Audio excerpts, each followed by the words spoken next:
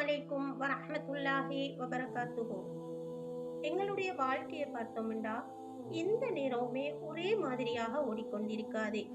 சில நேரம் சந்தோஷமான விஷயங்கள் நடக்கும், சில நேரம் கவலையான விஷயங்கள் நடக்கும்.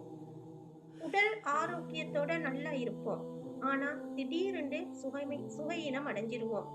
அதே மாதிரி எங்களுடைய வியாபாரங்கள் நல்ல நிலைமையில ஓடிக்கொண்டிருக்கும், ஆனா திடீரென்று நஷ்டம் அடைஞ்சிரும். பல இழப்புகளுக்கு முகம் கொடுக்க நேரிடும். கணவன், மனைவி, பெற்றோர், பிள்ளைகள், உறவினர்கள் இப்படின்னு சொல்லி அவர்களுடைய இழப்புக்கள், மரணங்களுக்கு முகம் கொடுக்க நேரிடும். அதே மாதிரி நிறைய துரோகங்களுக்கு முகம் கொடுக்க நேரிடும். நிறைய அவமானங்களுக்கு முகம் கொடுக்க நேரிடும். இப்படியான சந்தர்ப்பத்துல நாங்க என்ன செஞ்சிருவோம்டா, அப்படியே தடுமாறி நின்றுடுவோம்.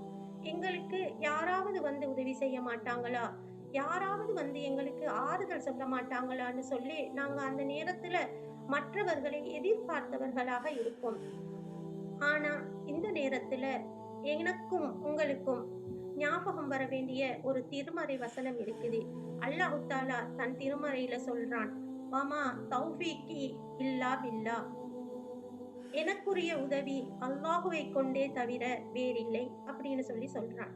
ஆகவே எங்களுக்கு வரக்கூடிய எந்த கவலையான சந்தர்ப்பமாக இருந்தாலும் சரி, எந்த துன்பமான சந்தர்ப்பமாக இருந்தாலும் சரி, எந்த எங்களுடைய வாழ்க்கையில் நடக்கக்கூடிய எந்த கெட்ட விஷயமாக இருந்தாலும் சரி, இந்த நேரத்துல நாங்க இந்த திருமறை வசனத்தை நினைவில் கொண்டு அல்லாஹ் மாத்திரம்தான் எங்களுடைய உதவியாளன், அல்லாஹ் மாத்திரம்தான் எங்களுக்கு உதவக்கூடியவன் என்று சொல்லி நாங்க அல்லாஹ்வை மாத்திரம் சார்ந்து இருப்போம் என்று சொல்லி சொன்னா, நிச்சயமாக அல்லாஹ் இந்த உலகத்துல யாரையாவது கொண்டு எங்களுக்கு உதவி செய்யாம இருக்க மாட்டான். நிச்சயமாக அல்லாஹ் இந்த உலகத்துல யாரையாவது கொண்டு எங்களுக்கு ஆறுதல் சொல்லாம இருக்க மாட்டான்.